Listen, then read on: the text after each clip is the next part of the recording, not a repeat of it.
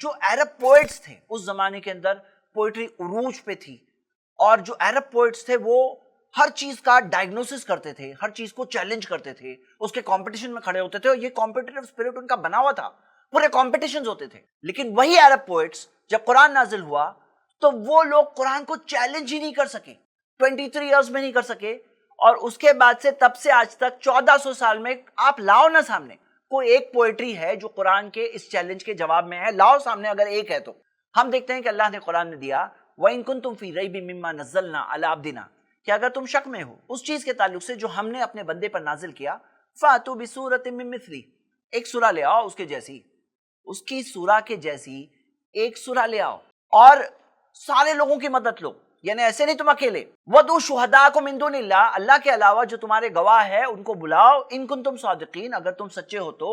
فَإِن لَّمْ تَفْعَلُوا، اور اگر نہیں کر پاؤ گے، وَلَن تَفْعَلُوا، اور ہرگز نہیں کر پاؤ گے، فَاتَّقُوا النَّارَ الَّتِي وَقُودُهَا النَّاسُ وَالْحِجَارَةُ، اُعِدَّتْ لِلْكَافِرِينَ، تو اس آگ سے ڈرو جس کا ایندھن انسان اور پتھر ہے، اور جو انکار کرنے والوں کے لیے بنائی گئی ہے۔ آپ خود سوچو، اتنے سارے بڑے بڑے پوئٹس اس زمانے کے، وہ لوگوں نے اسلام قبول کیا۔ آپ کو کتنی مثالیں چاہیے؟ مثال کے طور پہ ہم دیکھتے ہیں ابو عقیل لبیب بن ربیعہ، جو معلقات، جو